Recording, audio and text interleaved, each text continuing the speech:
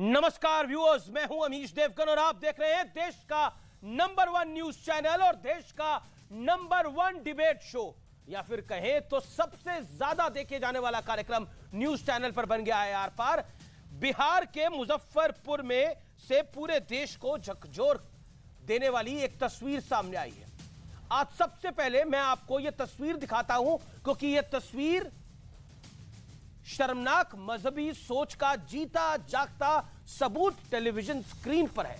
मुजफ्फरपुर में तिरंगे के बीच अशोक चक्र की जगह चांद तारा लगा हुआ झंडा फहराया गया। देखिए, आपको यकीन नहीं होगा, चांद तारा इस्लामिक झंडे में होता है, यानी कुछ लोग तिरंगे का भी इस्लामीकरण करना चाहते हैं। उधर बीजेपी कह रही है कि बिहार में नई सरकार के बनते ही कट्टर सोच वालों के हौसले बुलंद हो गए हैं। जिस तिरंगे की शान के लिए हिंदू, मुस्लिम, सिख, ईसाई और बाकी तमाम धर्मों के वीर योद्धा सरहदों पर डटे रहते हैं, उस तिरंगे में भी मजहबी रंग भरने की कोशिश हुई है। दूसरी तरफ उत्तर प्रदेश के हरदोई में भी एक बड़ी घटना हुई है। आरोप है कि यहां रहने वाले रस्तोगी परिवार का एक लड़का तिरंगा यात्रा में शामिल हुआ था, जिससे चिढ़कर फारूक और मुन्ना नाम के आरोपी उसके घर में घुस गए, मां पर पिस्तौल तानी, घर की बेटियों के साथ अभद्रता की और बंदूक दिखाते हुए वहां से निकल गए। वो तस्वीर में आपको दिखा रहा हूं, बंदूक आपको दिखाई दे रही है। इस घटना के बाद इलाके में बड़ा तनाव हो गया है, भारी तनाव हो गया है। हालांकि पुलिस हर एंगल से इस मामले की जांच कर रही है, जुट गई है, लेकिन बड़ा सवाल यह है कि आखिर तिरंगे पर इतनी बौखलाहट क्यों? आज इसी पर होगी देश की सबसे बड़ी बहस। अखिलेश यादव भी कह रहे हैं ये तिरंगा यात्रा है या फिर दंगा यात्रा। अमृतकाल में मजहबी विषय क्यों? आज की आर पार की डिबेट इसी पर होगी। मेरे दोस्तों, मेरे व्यूअर्स, आज मेरा निवेदन है कि अमृतकाल की बेला में इस कार्यक्रम को जरूर देखें, क्योंकि ये जो मजहबी विषय है ये बड़ा डेंजरस है।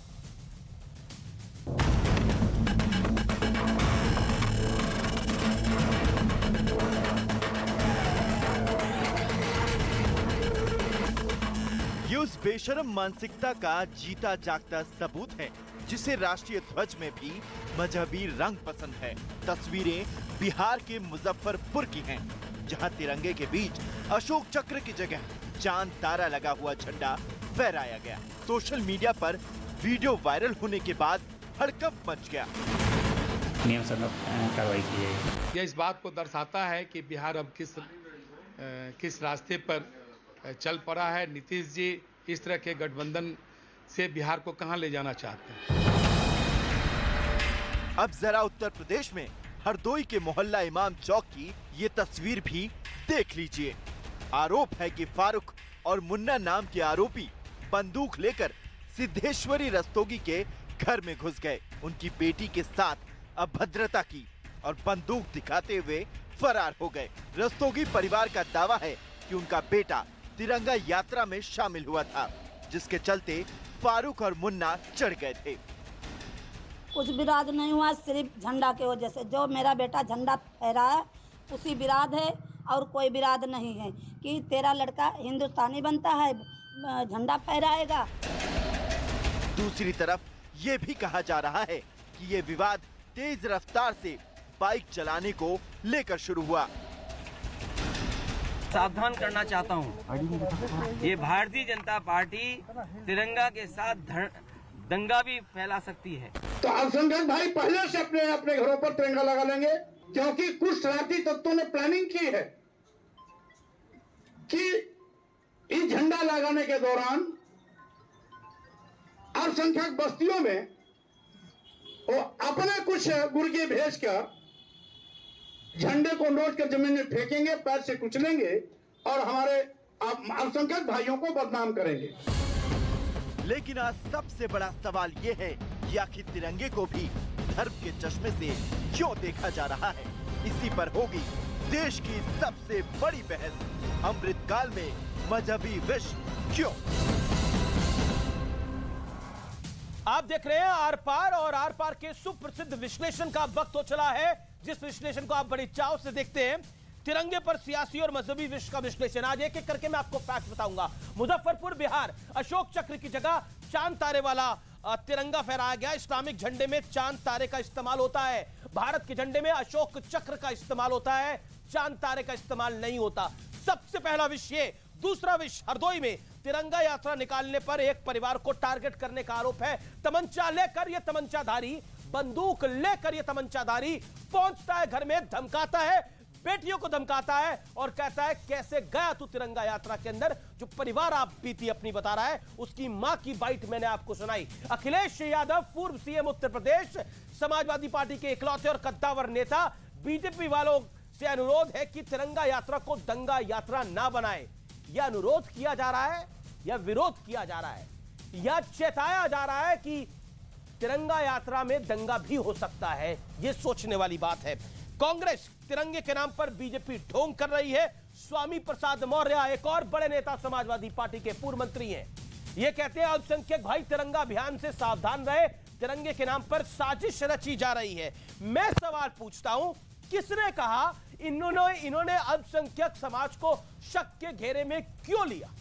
स्वामी प्रसाद मौर्य ने शक के घेरे में स्वामी प्रसाद मौर्य ने क्यों लिया अल्पसंख्यक समाज को? ये इनकी सोच दिखाता है, समाजवादी पार्टी का दृष्टिकोण दिखाता है। ये सवाल जरूर आज बनता है। मेरे साथ बात करने के लिए इस चर्चा में आज जुड़ रहे गौरव भाटिया, बीजेपी के राष्ट्रीय प्रवक्ता, supreme court lawyer, Radhika Khera, Congress spokesperson मेरे साथ जुड़ रही हैं, चुनाव भी लड़ चुकी हैं दिल्ली से।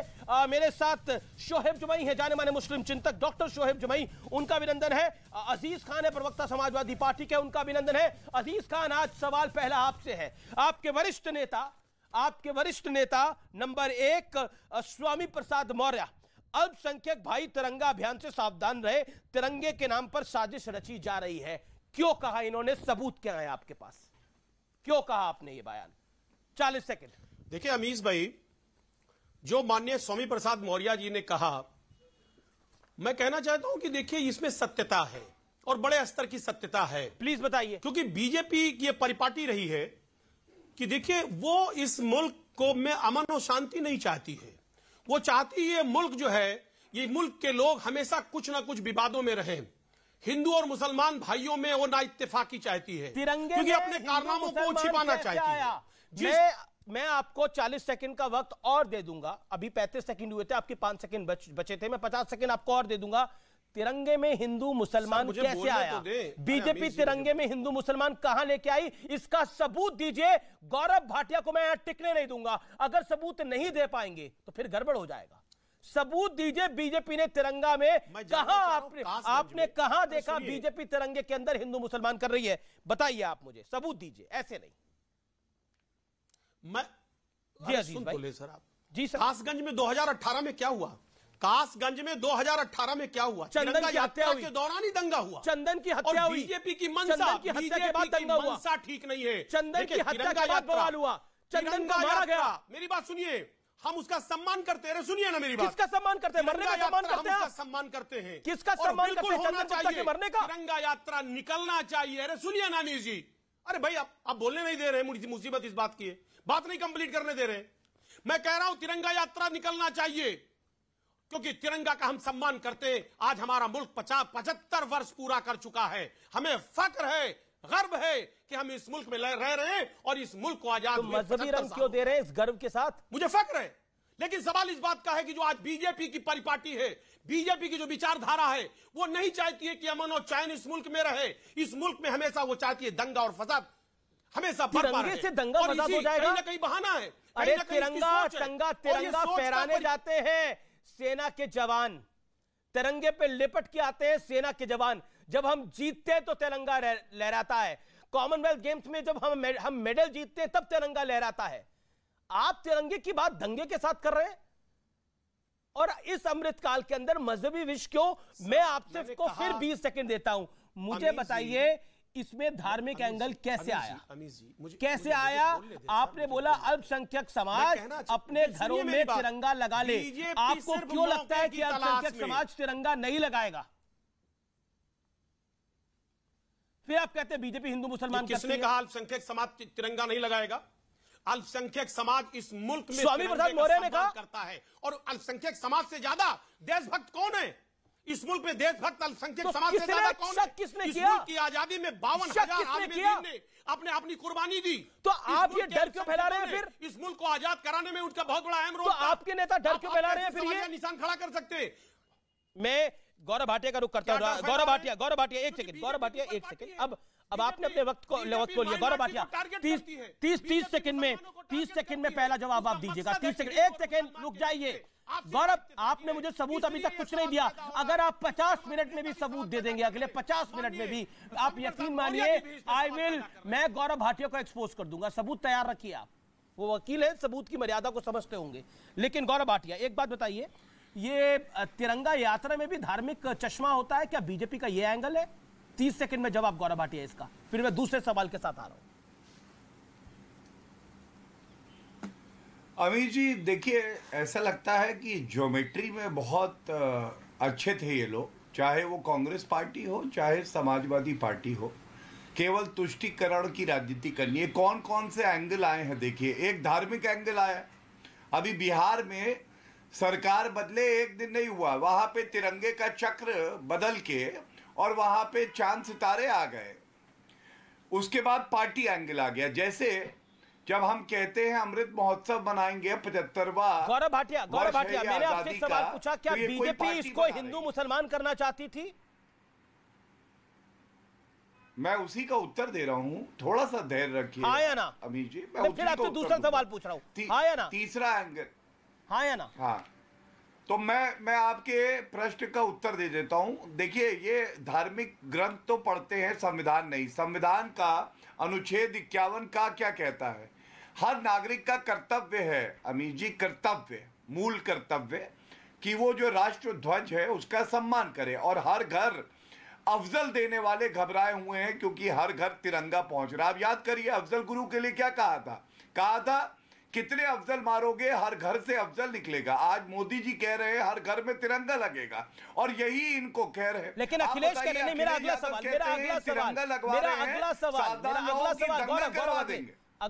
सवाल अखिलेश जी कह रहे हैं कि तिरंगा यात्रा को दंगा यात्रा बीजेपी ना बनाए। क्यों कह रहे हैं वो फिर? ये बात देखिए, सोच तो वही है। जब आजम खान भारत माता को डायन बुला सकते हैं, तो अखिलेश यादव जी भी अपनी राजनीति तुष्टीकरण की साधते हुए इस तिरंगा यात्रा को, हर घर तिरंगा को एक धर्म से जोड़ देंगे।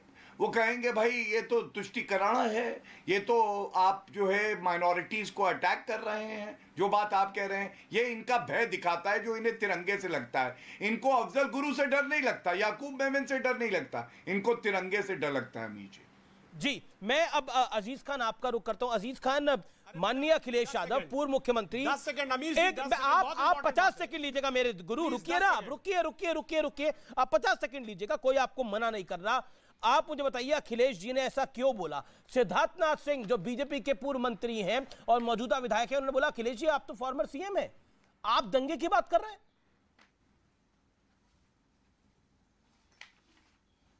देखिए अमीर जी, अभी अफजल गुरु की बात कर रहे थे। अफजल गुरु को शहीद कौन मानता है? महबूबा मुफ्ती। और महबूबा मुफ्ती ये गठबंधन करते हैं और अफजल गुरु की बात करते हैं। और ये नसीहत किसको दे रहे हैं? जिन्होंने 52 साल इस अपने हेडक्वार्टर पर ये इन्होंने झंडा तक नहीं फहराया, वो सब देशभक्ति का पाठ पढ़ा रहे। हम लोगों को देशभक्ति का पाठ पढ़ा रहे। सिद्धार्थनाथ सिंह कह रहे हैं कि आपका लेकिन आपकी पार्टी का डीएनए ही दंगाइयों वाला है। सिद्धार्थनाथ सिंह ने ट्वीट किया और कहा आपकी पार्टी का डीएनए ही दंगाइयों वाला है। तो तिरंगे का तक का अपमान किया है इन्होंने, तिरंगे तक का अपमान इन्होंने किया है। जो तिरंगे का जिसने अपमान किया हो, जिसने 52 साल तक अपने हेडक्वार्टर पे झंडा न लगाया हो, वो देशभक्ति की बात करता हो, वो तिरंगे की बात करता हो। तो आप दंगे के साथ क्यों जोड़ रहे हैं?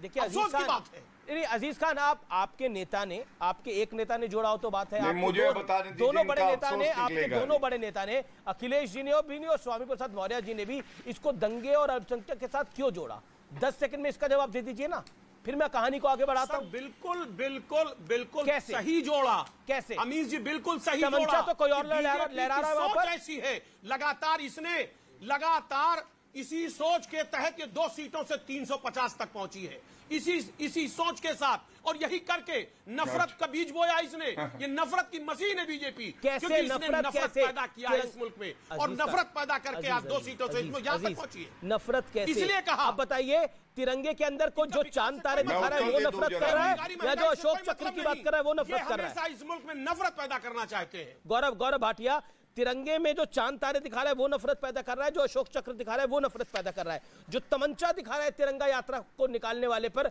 वो नफरत पैदा कर रहा है, या जो तिरंगे का डंडा हाथ में लेके चल रहा है वो नफरत पैदा कर रहा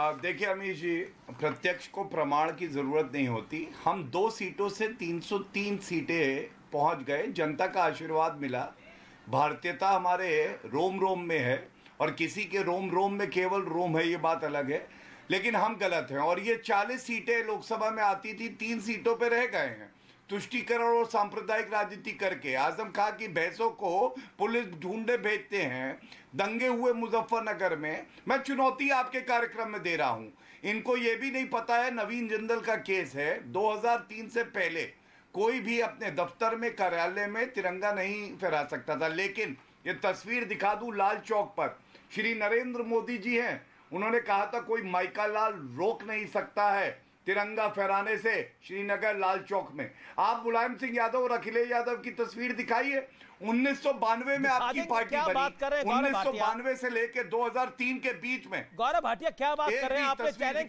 स्वीकार कर लिया है, स्वीकार कर लिया है सपा के नेता ने, चैलेंज को स्वीकार कर लिया, हाथ खड़ा कर रहे हैं, तुरंत तस्वीर दिखाएंगे। ओके अजीज खान, बहुत बढ़िया।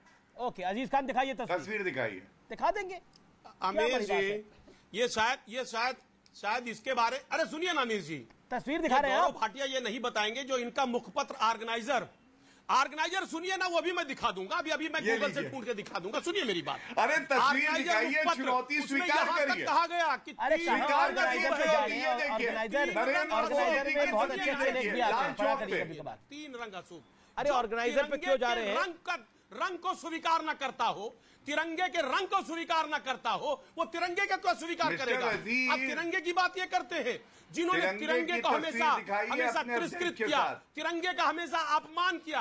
क्या बात करते हैं आप? शफीकुर रहमान बर्ग ने क्या किया भाई साहब? तिरंगे का हमेशा आपने अपमान किया। शफीकुर रहमान बर्ग जो कहते हैं इसकी कोई जरूरत ही नहीं है। नहीं गौरव मेरी ऑब्जेक्शन है। गौरव भाटिया आप गलत कह रहे हैं। नहीं एक सेकंड रुकिए, रुकना पड़ेगा। गौरव भाटिया आप गलत कह रहे हैं। गलत आप ये कह रहे हैं कि शफीकुर रहमान बर्ग की आप बात करें, उन्होंने गलत क्या कहा?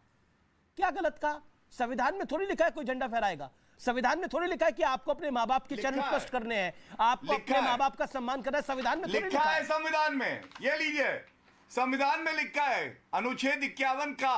इसीलिए जब आप अधिवक्ता को बुलाएंगे वो सही जानकारी देगा। 51 का मैं पढ़ देता हूं। मूल कर्तव्य भारत के प्रत्येक नागरिक का ये सम्मान करना कर्तव्य है, फहराना कर्तव्य नहीं है। अरे एक मिनट सुन लीजिए। और उसके आदर्शों, संस्थाओं, राष्ट्रध्वज और राष्ट्रगान का आदर करें।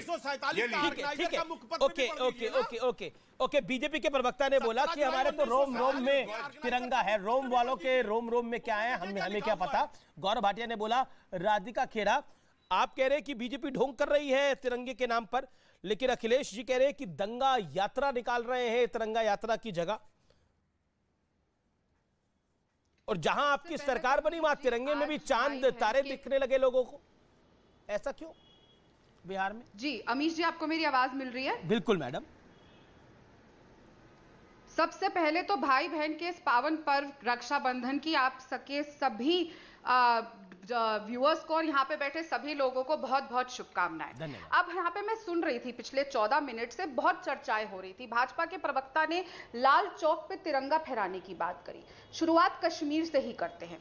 कश्मीर में अनंतनाग में कुछ समय मतलब 10 दिन के भीतर एक वीडियो आपने भी देखा था, सामने आया था और ये खबर हर जगह चली थी कि कश्मीर के अनंतनाग के स्कूल के बच्चों को जबरदस्ती 20 रुपए में कहा गया कि आप झंडा खरीदिए। जब तक ये बात सामने आई, मीडिया ने इसके ऊपर सवाल उठाए, तब तक वो पैसा इकट्ठा हो चुका था। वही कश्मीर जहां पे 90 दिन से हमारे कश्मीर पंडित भाई बहन, आज 90वां दिन हो गया है, अपनी सुरक्षा की मांग के लिए धरने पे बैठे हुए हैं कि हमें सुरक्षा दी जाए। कश्मीर के ये हालात है। अब बात करते हैं, जब शुरुआत हुई थी मेरे सवाल का जवाब, जहां आपकी सरकार बनी वहां दो जगह के बारे में चर्चा हुई थी, दिखने लगे अशोक चक्र के अंदर, बिल्कुल बिहार के अंदर, मुजफ्फरपुर में और मुजफ्फरपुर की चर्चा हुई, यहाँ पे सामने आया और ये बहुत ही शर्मनाक है और ये बिल्कुल भी बर्दाश्त नहीं किया जाएगा। मैं बतौर कांग्रेस पार्टी की प्रवक्ता यहाँ पे बहुत जिम्मेदारी से कह रही हूँ, अब हमारी सरकार वहां पे है, एक ही दिन हुआ है और इसके ऊपर कड़ी से कड़ी कार्रवाई करी जाएगी और हमारे राष्ट्रीय ध्वज का अपमान करने वालों को कतई नहीं बख्शा जाएगा। दूसरी घटना आपने बताई हरदोई यूपी की। उत्तर प्रदेश वही प्रदेश है जहां पे बुलडोजर बाबा का राज है। उत्तर प्रदेश भी और देश में भी मोदी जी का राज है। उत्तर प्रदेश में इतनी बड़ी घटना कैसे हो गई? आपको तिरंगा यात्रा ढोंग क्यों लग रही है? आपको तिरंगा यात्रा ढोंग क्यों लग रही है? तीसरी घटना तिरंगा यात्रा ढोंग क्यों लग रही है आपको? कानपुर उत्तर प्रदेश की, जहां पे मैडम अमीश जी तीसरी घटना आप चौथी भी बता दीजिएगा, लेकिन तिरंगा यात्रा ढोंग क्यों लग रही है? बाबा के प्रदेश की, जहां पे इन्हीं के लोग, अमीश जी मैं 14 मिनट से बहुत शांति से सबकी बात सुन रही थी, मेरी बात कंप्लीट होने दीजिए। कानपुर के उत्तर प्रदेश में तिरंगा यात्रा में भाजपा के खुद के कार्यकर्ता आपस में भिड़ गए।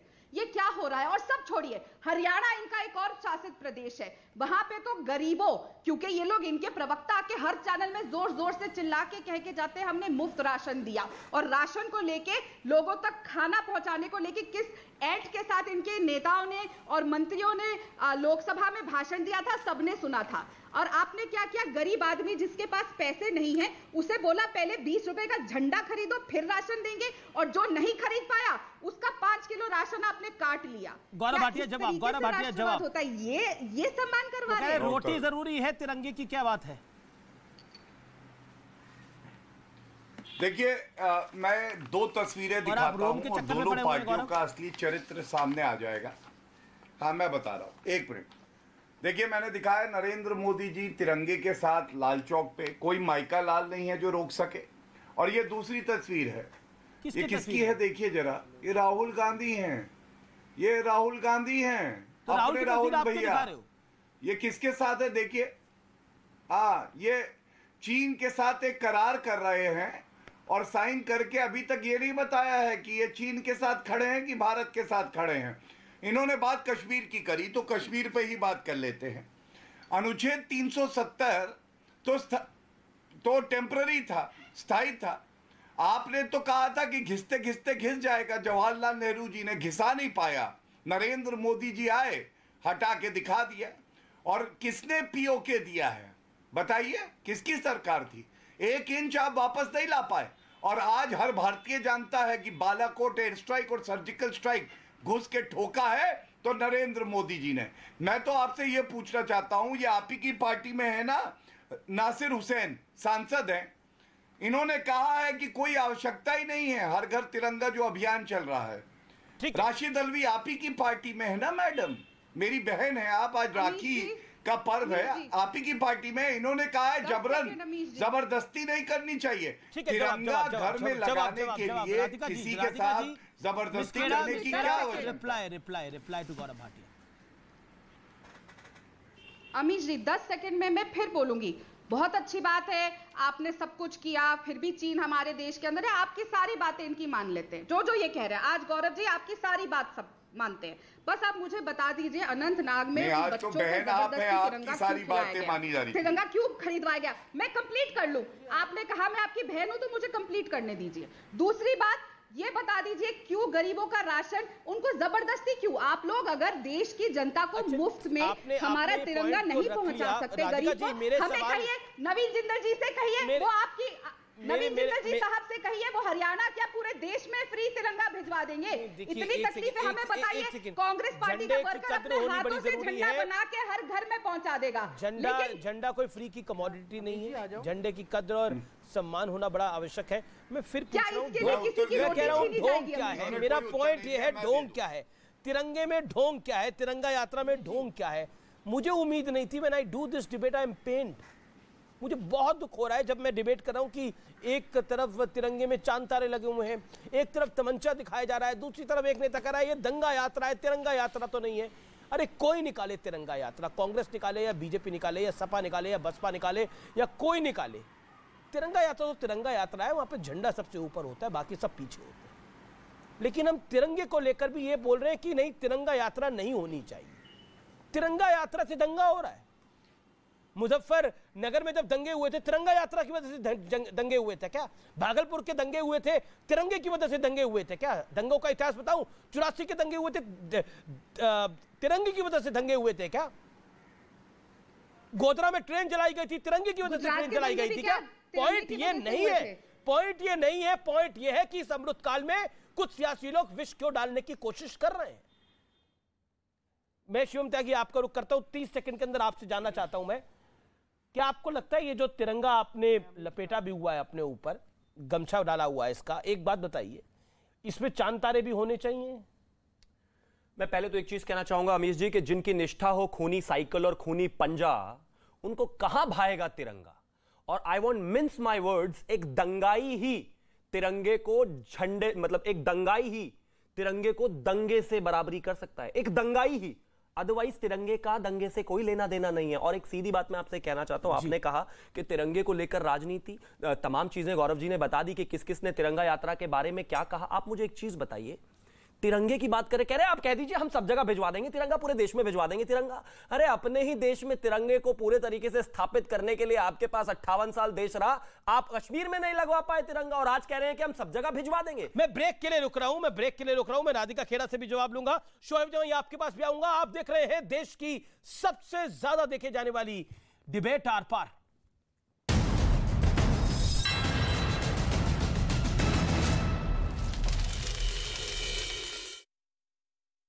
कर रहा है।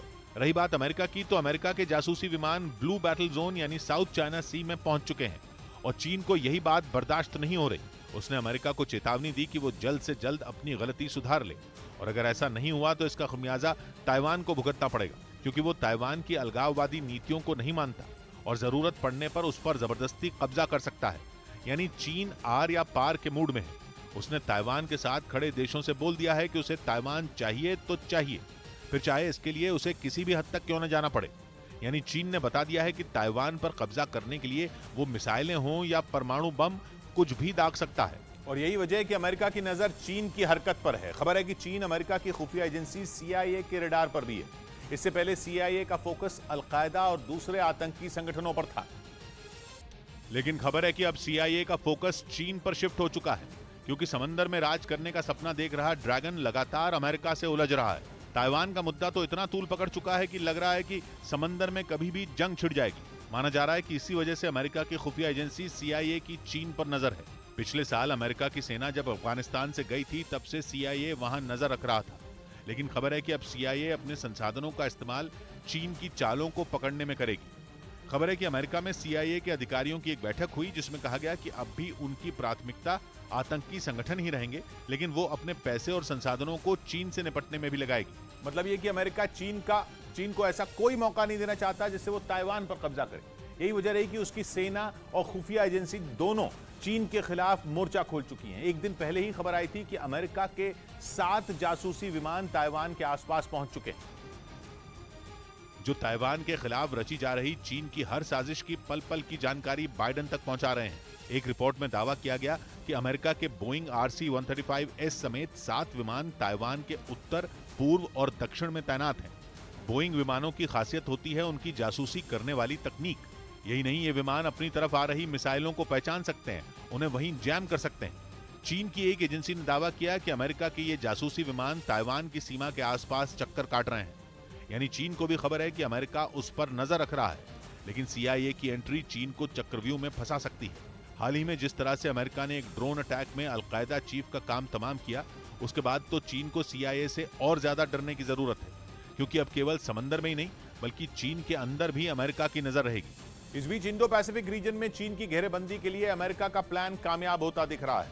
पश्चिमी मीडिया ने दावा किया कि न्यूजीलैंड भी जल्द ही चीन के खिलाफ तैयार उस मोर्चे में शामिल हो सकता है जिसका ऑस्ट्रेलिया पहले ही हिस्सा बन चुका है, जिसके लिए उसने अमेरिका के उप विदेश मंत्री के एक बयान का हवाला दिया।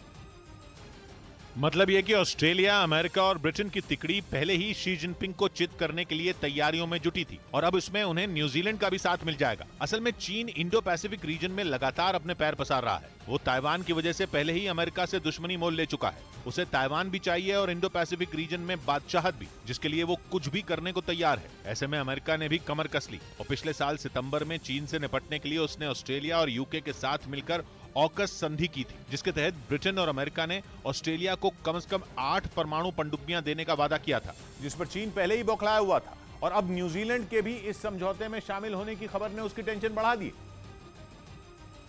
क्योंकि उसके ऑकस संधि से चिढ़ने की एक वजह यह भी है कि इससे पहले तक ऑस्ट्रेलिया, अमेरिका और चीन दोनों को साथ लेकर चलता था, लेकिन ऑकस संधि साइन करके वो अमेरिका की टीम में शामिल हो गया। असल में चीन इस चक्कर में था कि वो ऑस्ट्रेलिया और न्यूजीलैंड समेत दूसरे देशों को पैसिफिक रीजन में कमजोर करे, जिसके लिए इन दोनों देशों के पड़ोस में मौजूद एक छोटे से देश सोलोमन आइलैंड्स पर सैन्य ठिकाना बनाने के लिए उसके साथ उसने गुपचुप डील कर ली थी, जिससे न्यूजीलैंड भी डरा हुआ है। लेकिन अगर वो ऑकस में शामिल हो गया तो ये समझौता उसकी ताकत बन सकता है, क्योंकि उसे अमेरिका और ब्रिटेन जैसे ताकतवर देशों का साथ मिलेगा जो समंदर में उसकी शक्ति बढ़ाएंगे। यानी अमेरिका ने ऑस्ट्रेलिया के बाद न्यूजीलैंड को भी अपने पाले में लेकर चीन को जवाब देने की तैयारी कर ली है, जिसका असर होता हुआ भी दिख रहा है, क्योंकि इस संधि से चीन इस कदर घबरा गया है कि वो लगातार यूएन की संस्था IAEA से इस पर चर्चा करने की मांग कर रहा है। उसका आरोप है कि इस समझौते से पैसिफिक रीजन में हथियारों की होड़ बढ़ेगी और उसकी आड़ में अमेरिका इस इलाके में अपने परमाणु हथियार तैनात कर सकता है। साथ ही चीन को आशंका है कि अमेरिका को इस पैक्ट में शामिल देशों में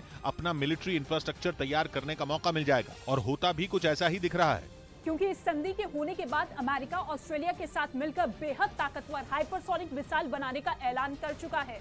असल में ऑकस समझौता हुआ ही इसलिए कि इसमें शामिल देश मिलकर चीन की दादागिरी खत्म कर सकें, क्योंकि इस समझौते में शामिल देश केवल एक दूसरे की सैन्य सहायता ही नहीं करेंगे बल्कि खुफिया जानकारी भी साझा करेंगे।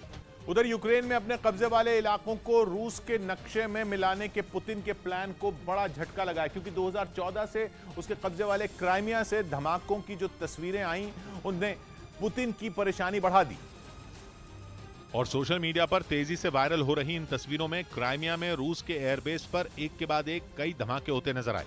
धमाके इतने जोरदार थे कि वहां से धुएं का बड़ा गुबार आसमान में काफी ऊंचाई तक उठता दिखा और ऐसा लगा वहां कोई बहुत बड़ा बम फटा हो।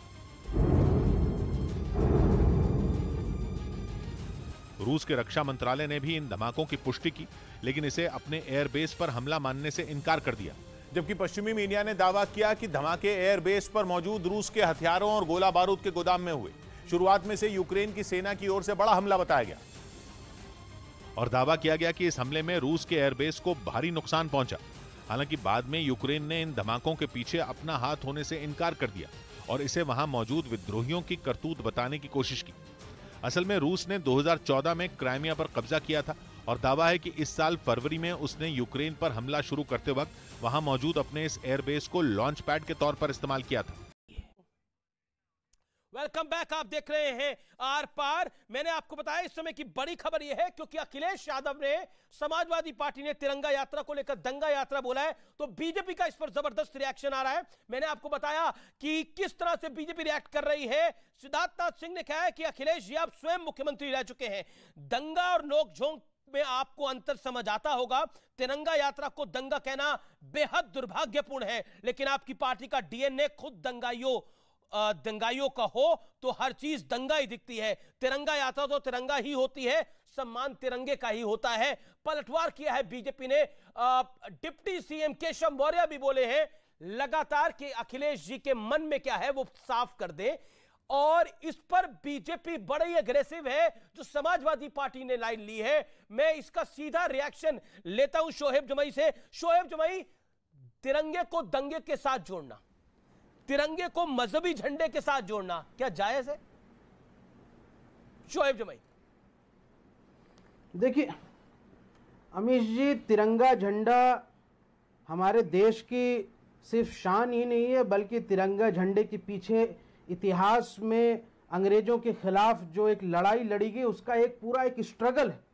तिरंगा झंडा अपने आप में पूरी इस आंदोलन, स्वतंत्रता संग्राम के आंदोलन की कहानी का मर्म है। पिछले 47 सालों में जब 1902 से लेकर 1947 तक जब तक इसको अपनाया गया, इसमें आप देखेंगे पिंगाली जी ने जब उसको यहाँ से प्रपोज किया ट्राई कलर, बाद में 1947 में मुस्लिम लेडी सुरैया तैयब जी ने जब उसको उसमें ये अशोक चक्र इन्वॉल्व किया, वहां से लेकर ये एक पूरी की स्टोरी है। तो हमारे लिए तिरंगा महज सिर्फ एक फ्लैग नहीं है, बल्कि एक पूरे स्वतंत्रता आंदोलन को अपने दिल में उसके मर्म को समाने वाली वो चीज है। वो एक बात आपने बड़ी सुंदर बात करी। इसको मेरे सवाल का जवाब भी दे देते। आपने 1 मिनट बोला, ये तिरंगे को दंगे के साथ जोड़ना जायज है? मैं जवाब, हाँ, और क्या इसमें धार्मिक झंडा लगाना जायज है? अमीश जी, चूंकि धार्मिक झंडे की बात आपने मुजफ्फरपुर से की, जो बिहार है, ठीक है, वहां पे देखिए जो मुजफ्फरपुर में जो घटना हुई उसके लिए हमारे पास एक कानून है, prevention of national honour act 1971, जिसने भी तिरंगे झंडे के साथ कोई छेड़छाड़ या उसके इंसल्ट की, उस पर कानूनी कार्रवाई होगी इस कानून के तहत। लिहाजा मुजफ्फरपुर में 2 बातें और ऐसी हैं जो तिरंगे से जुड़ी हैं। इसी मुजफ्फरपुर में जेपी नड्डा जी जो बीजेपी के राष्ट्रीय अध्यक्ष हैं, उनके ऊपर FIR दर्ज कराया था चंदन किशोर पराशर ने, क्योंकि उन पर इल्जाम था कि उन्होंने तिरंगे झंडे का अपमान किया था जब कल्याण सिंह जी की जब अंत्येष्टि हो रही थी उस वक्त। ये मुजफ्फरपुर में ही ये दर्ज है, केस पता कर लीजिएगा। मुझे समझ में नहीं आ रहा तिरंगे पे। ओके शिवम 40 सेकंड्स थोड़ी में हो जाएगा। मैं सिर्फ एक चीज शोएब जमाई आपसे सीधा पूछना पड़े, आप सीधा पूछूंगा। I want means my word. सुन लीजिए, 30 सेकंड दे दीजिए मुझे, बस इतना बता दीजिए, एक नहीं 30 सेकंड दे दीजिए, फिर आप बोलिएगा। मुझे बस एक चीज कह दीजिए कि अगर जिस तरीके से मुजफ्फरपुर में तिरंगे के बीच में चांद लगा दिया, अगर इसी तरीके से तिरंगे के बीच में राम मंदिर बना दिया होता, तो क्या बस एक कानून बताकर और कार्रवाई बताकर आप चले जाते? इस देश की पूरी कांग्रेस, RJD, JDU, पूरा विपक्ष और पूरे मौलाना ये कहते कि ये देश हिंदू राष्ट्र हो गया है, ये भगवा हो गया है। बिना कुछ किए हुए आप इतना हंगामा कर देते हैं, इतना छाती पर मार कर देते हैं। आज आप चुपचाप निकल जा रहे हैं। ये कोई छोटी बात नहीं है।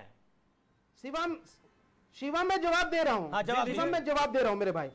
इसी मुजफ्फरपुर में जेपी नड्डा बीजेपी के राष्ट्रीय अध्यक्ष के ऊपर FIR दर्ज होती है तिरंगे के अपमान के लिए। क्या पूरे देश में इस पर संग्राम हुआ कि मैं सीधा पूछ रहा हूं आपसे, FIR हुई है तो कार्रवाई भी चीजें होंगी अपने आप, और वो तय करेगी पुलिस। लेकिन मुझे आप बता दीजिए, अगर यहां पर तिरंगे में राम मंदिर बना होता तो क्या आप इतनी शांति से ही बैठे होते?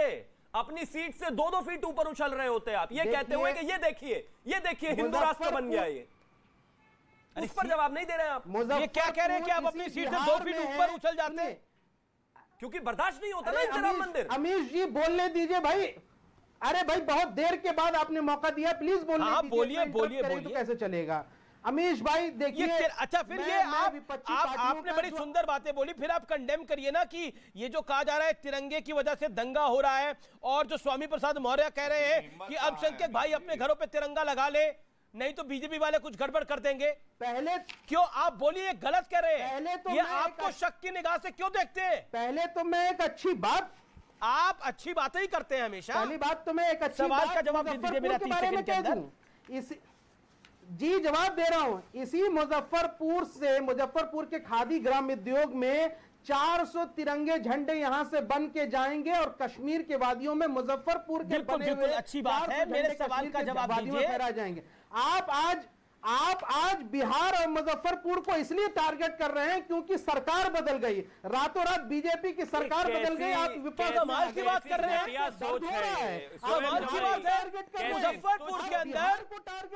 मुजफ्फरपुर के अंदर चांद तारे वाला झंडा दिखाई दिया आपको, इस पे सरकार टारगेट होती हुई दिखाई दे रही है। कैसी तुच्छ और घटिया सोच है। समाज की बात हो रही है, देश के झंडे की बात हो रही है। आपको शक नहीं है, रुकना पड़ेगा शिवम। नहीं, ये डिबेट को मैं यही रोकता हूँ। रुकिए 30 सेकंड रुकिए ना, रुकना पड़ेगा जनाब, रुकना पड़ेगा। आप मुंह में हाथ डाला है ना आपने, तो जवाब सुनना पड़ेगा आपको। आपने बोला टारगेट किया जा रहा है, सरकार बदल गई है, मुजफ्फरपुर के अंदर तिरंगे को टारगेट किया जा रहा है। आपको शर्म नहीं आ रही है बात कहते हुए?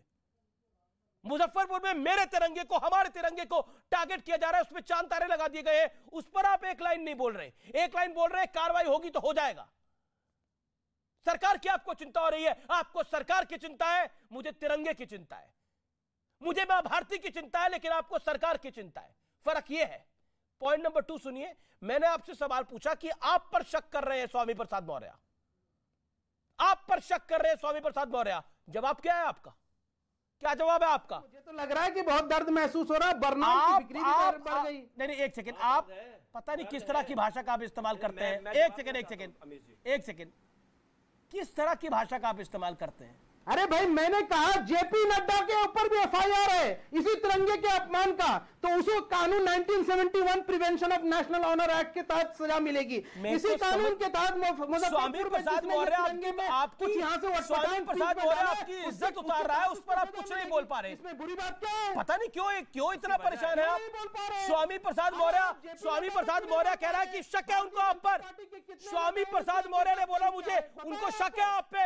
आपका जवाब क्या है? यही कोई बीजेपी के नेता अगर कह देता तो आप आसमान उठा देते। यही कोई आरएसएस कह देता आप आसमान उठा देते। आप बोलते कैसे कर सकते हैं? क्या समाजवादी पार्टी का नेता मुसलमानों पर देश के शक नहीं कर रहा, डर का माहौल नहीं फैला रहा? वो कैसे कह सकता है? वो कैसे कह सकता है कि तिरंगा लगाए मुसलमान अल्पसंख्यक? नहीं तो बीजेपी कुछ गड़बड़ कर देगी। ये शक क्यों? तिरंगा सुनिए जिस तरीके से हनुमान जी ने सीना चीर के राम को दिखाया था, शायद मुसलमान अपना सीना चीर के नहीं मांगा। किसने मांगा? उसको जवाब दो शोएब भाई। तिरंगा गौरव भाटिया स्वामी प्रसाद मौर्य पर चुप्पी। स्वामी प्रसाद मौर्य पे चुप्पी। जो शक कर रहा है, जो कह रहा है के साथ एक तिरंगे की तस्वीर दिखा दीजिए आप। सावरकर जी के साथ एक तिरंगे की तस्वीर दिखा दीजिए आप। अब मैं नेहरू जी के साथ दिखा देता हूं, बताइए। ठीक है, सावरकर जी के साथ गौरव भाटिया सब दिखाएंगे। तो दिखाइए जनाब। गौरव भाटिया सब चीजें दिखाएंगे। नहीं क्यों नहीं दिखाएंगे? अभी दिखाइए सावरकर जी के साथ तिरंगे की तस्वीर दिखाइए आप। आरएसएस का डीपी क्यों नहीं चेंज होता है? आरएसएस के चैनल का डीपी चेंज नहीं होता। आरएसएस के चैनल का डीपी क्यों नहीं चेंज हुआ जब प्रधानमंत्री ने कहा? तो एक सेकंड, अब जवाब सुनिए ना। उसका ऑडियो डाउन करना पड़ेगा, जवाब सुनना पड़ेगा। अब आप अपनी लय भी भूल चुके हैं गौरव भाटिया। थोड़ा डिरेल हो गए आप। मैंने तो बार बार सवाल पूछा कि आपको चैलेंज किया है। गौरव जी जवाब। गुस्से में है जी। आपने कितनी बार इनसे पूछा कि तिरंगे में, हाँ मैं अभी इनका सत्य उजागर करूंगा, घिनौना चेहरा आपके चैनल पे ही। केवल थोड़ा सा धैर्य रखिएगा। सबसे पहले तिरंगे के ऊपर चांद सितारा लगाने का प्रयास कर रहे हैं। ये तिरंगा चांद पे भी गया है, सितारे पे भी गया है, लेकिन एक बात याद रखिएगा, चांद सितारा कभी ना लगाइएगा, वरना आपका जो चक्र है ना, वो चक्र उल्टा चलने लगेगा। और ये जब बात करते हैं कि डीपी नहीं बदली, इन्होंने देखा नहीं आरएसएस के जितने भी वरिष्ठ सारे लोग हैं उन लोगों ने डीपी बदली हुई है, लेकिन आज वो बात नहीं है। हमें तिरंगे की चिंता है। इनको किसकी चिंता है मैं बताऊं? ये कह रहे थे कि तालिबान जो है वो हमारा दोस्त है, इनको तालिबान की चिंता। इनका ट्वीट नंबर 1। ट्वीट नंबर 2, इनको हिंदू टेरर अच्छा लगता है। कहते हैं Hindu terror is a reality. अभी अगर हम कह दें इनके धर्म के लिए कि इट इज अ रियलिटी तो इनको गुस्सा आ जाएगा, ये बिदक जाएंगे। तीसरी बात, ऐसे व्यक्ति को चैनल पे मत बुलाया करिए जिसने ये कहा है कि लॉर्ड राम, भगवान राम को बैन करने का समय हिंदुस्तान में आ गया है। जवाब बहुत जिम्मेदारी से कहता हूं, ये वीर सावरकर जी के पैरों की धूल नहीं है और ये बोल रहे हैं वीर सावरकर जी। अरे भगवान राम को तुम बैन करोगे? तुम्हें कैंप के अंदर बैन करके और तालिबान भिजवा देंगे। अरे सुनो, तुम्हें कुछ ज्ञान नहीं है। ये अरे आप भारत ये किसका बयान है? तालिबान, हम तालिबान। तालिबान तुम्हारा भाई लगता है? आप उसके तालिबान तुम्हारा भाई लगता है? हो गया ना। अरे तुम बताओ यहाँ पे जो पूछ रहे हैं, मैंने कहा कि तालिबान के लिए तुमने ट्वीट किया कि नहीं किया? भगवान राम को तुम बैन कराओगे? आतंकी कैंप में बैठे हुए बैन करवाओगे भगवान राम को? मैं तुमसे एक सवाल पहले पूछूंगा, तुम उत्तर दो, फिर तुम पूछो, मैं उत्तर दे दूंगा। नहीं किया था, बताओ। मैं एक सवाल पूछूंगा, अगर हिम्मत है तो उत्तर दे दो। बताओ, दोगे? हिम्मत है? मैं पहले एक सवाल पूछता हूँ, फिर तुम एक सवाल पूछो। चर्चा में अच्छा लगेगा लोगों को। अरे सुन, नहीं पहले मैं पूछता हूँ, पहले मैं पूछ रहा हूँ, पहले मैं पूछूंगा। सवाल में पूछ रहा हूँ। क्यों? पहले आप सवाल सुनने की हिम्मत नहीं है। इतना डरते क्यों है गौरव भाटिया? नहीं, मैं पूछ रहा हूँ। क्यों? मैं तुमसे डरूंगा? अरे फूकेंगे तो उड़ जाओगे। चूहे से ज्यादा डरपोक तुम, हम तुमसे डरेंगे? अरे कहां? अरे मेरा सवाल सुनो, उत्तर दो। ऐसे जाहिलों पर वक्त फ्रिंज एलिमेंट। अरे जाहिल वो है जो तालिबान के लिए कहते हैं, उठाओ इसे बाहर, बाहर करो। पढ़ाई लिखाई का टेस्ट कर लेते हैं। एक सेकंड बड़ा जाहिल और जाहिल बना हो रहा है। एक सेकंड क्यों घूमे जा रहे हो तालिबान के साथ? महात्मा गांधी जी ने कहा था तिरंगे के बारे में अभी मुंह नहीं खोल पाए। एक सेकंड दिखाया चांद सितारा लगा है चक्र की जगह। अच्छा एक सेकंड तब नहीं बोल पाए, तब मुंह में दही जम गई। एक सेकंड आप दोनों से मेरा निवेदन है। एक काफी जाहिल कहा जा रहा है, जाहिल पने की बातें भी कही जा रही है। एक सेकंड शब्द नहीं बोला इसने। सवाल आप अभी टेस्ट कर लेते हैं एक कौन कितना पढ़ा लिखा है, बिल्कुल होना भी चाहिए। एक ये कोई पढ़े लिखे का भी टेस्ट नहीं है। मैं सिंपल सवाल पूछता हूं, ये स्वामी प्रसाद मौर्य ने जो देश के मुसलमानों पर शक किया है, ये मुझे लगता है गलत किया है। आपको क्या लगता है शोएब जमई, क्या आपको लगता है कि गलत किया है ये बात कह के उन्होंने? देखिए, स्वामी प्रसाद मौर्य हमारे कोई फूफा जी नहीं है। स्वामी प्रसाद मौर्य जी हो या देश का कोई भी नेता हो, अरे कोई भी नहीं है, स्वामी प्रसाद मौर्य ही है जिनको आप फूफा नहीं मानते। ऊपर सवालिया निशान नहीं उठा सकते। बिन लादेन इनके फूफा ठीक है, वो किसी भी सवालिया नहीं। लेकिन मैंने दो सिंपल सवाल पूछे अमीश जी। हमने सिर्फ इतना पूछा कि 1900 भी पूछा गौरव भाटिया तालिबान में फूफा है आपके? क्या बात कर रहे हैं गौरव भाटिया आप? एक सेकंड गौरव भाटिया, तालिबान में फूफा है इनके? क्या बोल देते हैं आप भी?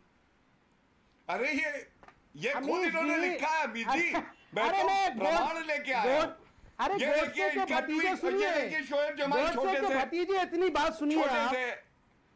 तालिबान इनका अब्बू है, लग रहा है। तालिबान वहां पे कब्जा करता है, ये यहाँ पे कूद रहे थे ऐसे जैसे अंडा उछाला जा रहा है। आ गया भाई, याद आया गोडसे का भतीजा। अरे गोडसे के भतीजे 2021 में अरे गोडसे के भतीजे सुनो कर रहा था। अच्छा ठीक है, आप चलिए फूफा भतीजा सब हो गया, बहन भाई सब हो गया, सारे रिश्ते हो गए। लेकिन अब मुझे अजीज खान के पास जाना पड़ेगा जो इस कार्यक्रम के बेहद अजीज है। एक सेकंड राधिका खेड़ा और अजीज खान लगातार इंतजार कर रहे हैं। एक सेकंड जनाब आली रुकिए, अजीज भाई के पास जाना, हमारे अजीज हैं और आज कार्यक्रम के भी। एक सेकंड नहीं, मैं बिल्कुल आपको मौका दूंगा आगे। लेकिन अजीज खान फूफा की बात हो गई, शांत हो जाओ। गौरव भाटिया शांत। All audios down, PCR production control room, audios down. My humble submission. फूफा की बात हो गई, भतीजे की बात हो गई, सबकी बात हो गई, लेकिन ये स्वामी प्रसाद मौर्य की बात थोड़ा कर लेते हैं अजीज भाई। क्यों बोला उन्होंने ये, क्यों शक करते हैं वो? आवाज आ रही है आपको अब मेरी? जी आवाज पीसीआर आवाज पहुंचनी चाहिए भाई, जरूरी सवाल है, जवाब तो बनता है। क्यों अजीज भाई? पहले तो आप वादा करिए मुझे। एक सेकंड, मैं व्यूअर्स को ये वादा करवाना चाहता हूं कि आप मेरे सवाल का जवाब देंगे। वादा करिए, इधर उधर की बात नहीं करेंगे। वादा करिए, ठीक है? बिल्कुल इधर उधर नहीं जाएंगे जी। अजीज भाई एक सवाल का जवाब दे दीजिए। ये अल्पसंख्यक भाई तिरंगा अभियान से सावधान रहे, तिरंगे के नाम पर साजिश रची जा रही है। क्या साजिश रची जा रही है अल्पसंख्यक भाइयों के साथ? आप पर आपकी पार्टी के नेता शक क्यों करते हैं? आप पर आपकी पार्टी के नेता शक क्यों करते हैं? जवाब दीजिए। वो कहते हैं कि आपको अपने घर में तिरंगा लगा लेना चाहिए, नहीं तो बीजेपी वाले आ जाएंगे। आपने मुझसे कहा ईमानदारी से बात करिएगा। मैं बिल्कुल ईमानदारी से बात रखना चाह रहा हूं, बिल्कुल ईमानदारी से बात रखना चाहता हूं। ईमानदारी से यह है कि जब से 2014 से जब से बीजेपी की सरकार आई है, 2017 से उत्तर प्रदेश में बीजेपी की सरकार आई है, देश में 2014 से आई है। मैं जानना चाहता हूं, आपने गौर किया होगा कि आखिर टारगेट किसको किया जा रहा है? देश का माहौल आखिर खराब कौन कर रहा है? इस मुल्क में मुद्दों से भटकाने के लिए आखिर बड़ा अच्छा आपने नैले पे दैला मारा है। मैं नफरत के साथ आपकी तारीफ करना चाहता हूं। रुकिए, ऑडियो डाउन करिए, रुकिए। अजीज भाई सुनना पड़ेगा। सवाल है, छोटा सा सवाल है।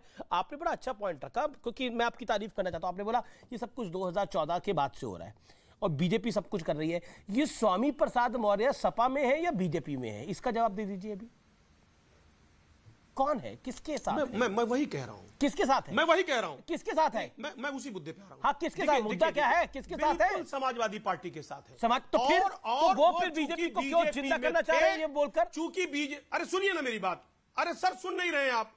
चूंकि बीजेपी में थे इसलिए बीजेपी के नब्ज को समझते हैं, बीजेपी के आधार को समझते हैं, बीजेपी की सोच को समझते हैं कि बीजेपी कहीं ना कहीं बहाना ढूंढती है। और एक बात और आपको बताऊं कि इस देश का मुसलमान तिरंगे से प्यार करता है, मोहब्बत करता है। अरे कौन शक कर रहा है?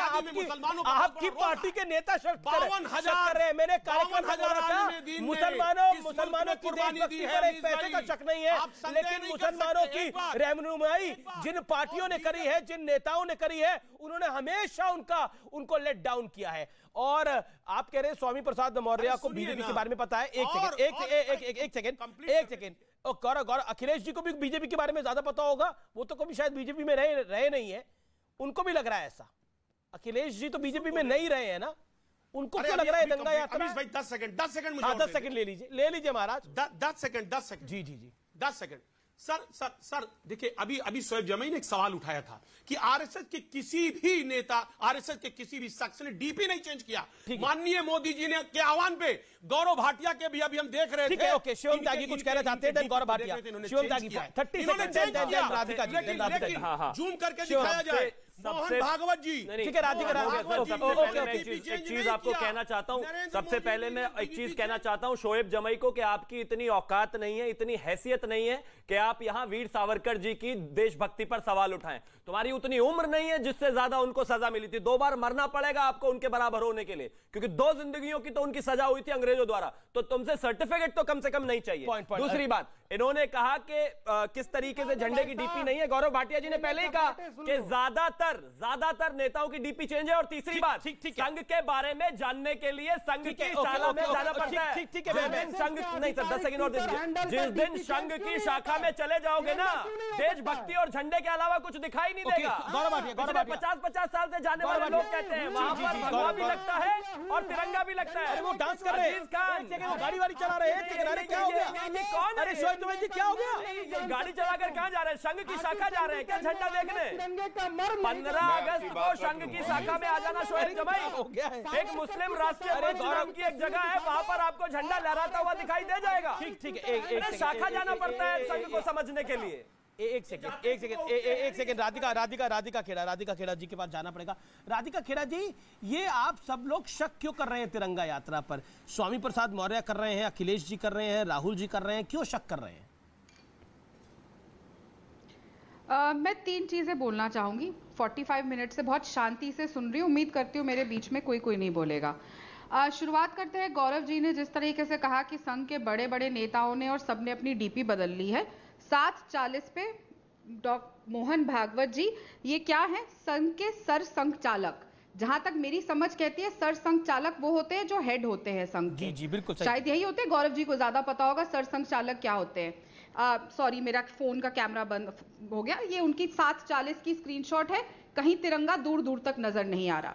ये आरएसएस की ट्विटर हैंडल की भी है, दूर दूर तक नहीं आ रहा।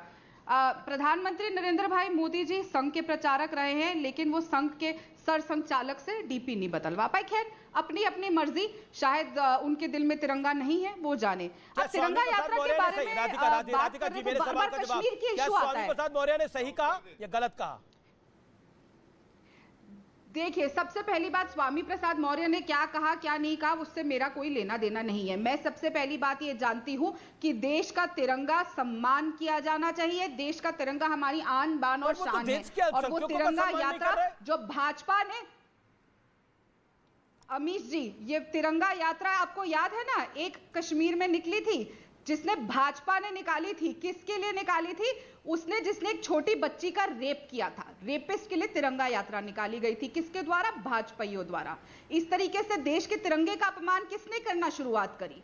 ये देश के तिरंगे का अपमान था कि सम्मान था? आप बताइए। जब मॉब लिंचिंग करे, जिन लोगों ने मॉब लिंचिंग करी, उनको देश का तिरंगा पहनाया गया, तो देश का सम्मान हुआ कि देश का अपमान हुआ? किसने किया था? भारतीय जनता पार्टी वालों ने किया था। और बार बार, क्योंकि एक चीज और मैं दिखाना चाहूंगी, मैं बहुत शांति से सबकी बात सुन रही थी। यहाँ पे बार बार फोटो दिखाने का काम किया जा रहा है। लाल आंखें दिखाने का वादा 8 साल पहले किया गया था। लाल आंख दिखाते दिखाते मोदी जी चीन के साथ झूला झूलने लग गए और कहते हैं ना कोई आया था ना कोई गया था और हमारी आर्मी चीफ हो या गौरव भाटिया, स्वामी प्रसाद मौर्य बीजेपी को जानते हैं। आप लोग मत बताइए एक second madam, you made your point, आपने 2.5 मिनट अपनी बात को रखा। गौरव भाटिया, अजीज खान कह रहे हैं कि स्वामी प्रसाद मौर्य बीजेपी को अंदर से जानते हैं, इसलिए पता है बीजेपी की मंशा क्या है। अखिलेश जी भी जानते हैं, हालांकि वो बीजेपी में कभी नहीं रहे, लेकिन वो भी जानते हैं अच्छे से, उनको भी आपकी मंशा का पता है, इसलिए शक होता है। अमीर जी, पहले मैं उत्तर दे दूं। देखिए, ये तिरंगे की आन बान शान और जो दंगा कराते हैं उनके बीच की लड़ाई है। सबसे पहले मुजफ्फरनगर दंगा, केंद्र में कांग्रेस की सरकार थी और प्रदेश में समाजवादी पार्टी की सरकार थी। सर्वोच्च न्यायालय ने क्या कहा कि इन लोगों ने कोई उचित कदम नहीं उठाया। दूसरी बात, आरएसएस पे आप टिप्पणी करते हैं। मैं आपको बता दूं, कृष्ण गोपाल जी, सुरेश जोशी जी, अरुण कुमार जी, सुनील अंबेकर जी, तमाम ऐसे वरिष्ठ पदाधिकारी हैं जिन्होंने तिरंगा अपनी डीपी में लगाया है। लेकिन आप मुझे केवल इतना बताइए, चाहे पीओके हो चाहे चीन के पास जो भारत की पावन भूमि है कब्जा कर रखी है, ये किसकी सरकार में हुई थी? चाचा नेहरू, कांग्रेस पार्टी आप ही ने दी थी ना। और जब हमने सर्जिकल स्ट्राइक करी तो आप प्रमाण मांग रहे थे। बालाकोट एयर स्ट्राइक करी तो आपने कहा कौवे मारे हैं। लेकिन एक बात बता दूं, एक और सवाल, ये काला जादू क्या है? ये काला जादू क्या है? अगर हमारी भूमि जो पाकिस्तान के कब्जे में है वहां तिरंगा लहराएगा तो मोदी जी के नेतृत्व में लहराएगा। हाँ, आपने दी है, हम वापस लाएंगे। ये काला जादू क्या है? पहले इतिहास पढ़िए, उसके बाद बात करा करिए। ये काला जादू क्या है गौरव भाटिया? देखिए, जिनकी नीयत काली, उनकी आमदनी काली, उनकी राजनीति काली, उनकी हर चीज में कालक है, उनको तो यही दिखाई देगा कि काले कपड़े पहन के अच्छे सकारात्मक कार्यों का विरोध करो। चाहे 1 रैंक 1 पेंशन हो, नेशनल वॉर मेमोरियल हो, अनुच्छेद 370 हटाना हो, जीएसटी लाना हो, कुछ भी करो, विरोध करते रहो। इसीलिए मोदी जी ने कहा ये लोग प्रोफेशनल राधिका जी, इनको ये भी समझ नहीं है किस चीज का विरोध करना है। आप राम मंदिर का विरोध करेंगे क्योंकि मोदी जी एक कार्य कर रहे। गौरव भाई, बताइए, इस साल रामनवमी कौन सी तारीख को थी? बोलिए बहना, बोलो बहना। इस साल रामनवमी कौन सी तारीख को थी? नहीं, तारीख आप बता दो ना। मैं बता देती हूँ, 10 अप्रैल को इस साल रामनवमी थी। पिछले साल, इस साल की नहीं पता तो पिछले साल की भी नहीं पता होगी। पिछले साल रामनवमी 21 अप्रैल को थी। आपको याद है भूमि पूजन किस दिन हुआ था? तो राम मंदिर का। हम सबके लिए, मैं हिंदू हूँ और इस देश के लिए बहुत गर्व की बात है कि हमारे राम मंदिर का शिलान्यास हुआ और भूमि पूजन हुआ। बहुत खुशी और बहुत उत्साह मेरे दिल में भी था जब राम मंदिर का भूमि पूजन हुआ। लेकिन मुझे बताइए तारीख क्या थी? एक सेकंड राधिका जी, अमीश जी आप बताइए, 5 तारीख थी ना? बिल्कुल 5। एक एक करके मेरे पास अभी समय है, मेरे पास अभी 2-2.5 मिनट है, मैं सबको समय दे दूंगा। लेकिन एक बात तो बताने दीजिए। एक सेकंड राधिका, इंपॉर्टेंट बात है राधिका, मेरा इंपॉर्टेंट सवाल है। आप कह रही है कि आपको राम मंदिर की बड़ी प्रसन्नता थी, आपको तिरंगा यात्रा। एक सेकंड गौरव भाटिया, समय दीजिए। गौरव भाटिया प्लीज।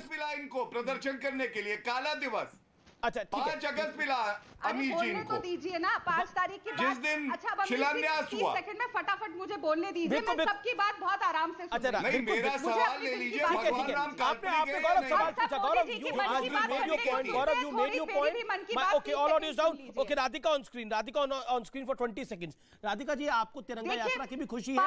एक राधिका, सुनना पड़ेगा, सवाल सुनना पड़ेगा। आपको तिरंगा यात्रा की भी खुशी है?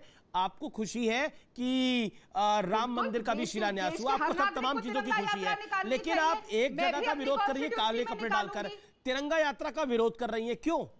ये कैसा प्रेम है जिसमें विरोध है? मैं तिरंगा यात्रा का कोई विरोध नहीं कर रही। सबसे पहली बात, सबको हक है तिरंगा यात्रा निकालने का। जिसको जहां तिरंगा यात्रा निकालनी है निकाले, पर किसी को भी नफरत फैलाने का कोई हक नहीं है। दूसरी बात, बार बार मोदी जी हो या उनके प्रवक्ता हो यहाँ पे कहते हैं कि हमने 5 तारीख को प्रदर्शन कर दिया। 30 सेकंड दूंगी, फटाफट से जवाब दे दूंगी। 5 तारीख को, 5 अगस्त को अंग्रेजी कैलेंडर के हिसाब से हमारे राम मंदिर का शिलान्यास हुआ। क्या किसी ने इसको राष्ट्रीय दिन या कोई घोषित किया? क्यों हमारी जो त्रिमूर्ति है, शाह साहब, मोदी जी और आदित्य योगीनाथ जी की, क्यों इस तारीख को एक नेशनल डे की तरह नहीं बनाया गया? ठीक है, जवाब गौरवाड़ी। ठीक है, अब 10 सेकंड, अब मेरे पास समय नहीं है गौरवाड़ी। 10 सेकंड, 10 सेकंड, समय नहीं है गौरवाड़ी। 10 सेकंड में जवाब इस बात का। इन्हें नेशनल डे चाहिए जिस दिन राम मंदिर का शिलान्यास हुआ। ऐसा है, हमारी विचारधारा की जीत तो हो ही चुकी है अमीर जी। जो भगवान राम को काल्पनिक बताते थे, आज कह रहे हैं कि राष्ट्र दिवस होना चाहिए। और 5 अगस्त ऐतिहासिक इसलिए है कि अनुच्छेद 370 को संशोधित करके शुक्रिया। समय यहीं समाप्त हो रहा है, लेकिन यकीन मानिए दिल की गहराइयों से, बिल्कुल आखिरी दौर में बात कर रहा हूँ, दिल की गहराइयों से जब मैं आज ये चर्चा कर रहा था तिरंगे के ऊपर, तो मुझे खुशी नहीं हो रही थी। मैंने पहले भी बोला था, आई वाज पेन्ड।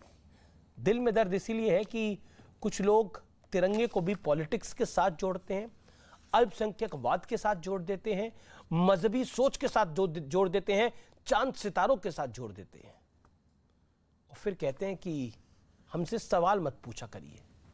क्या करें, देशभक्ति से सराबोर है, सवाल तो पूछना पड़ता है। नमस्कार।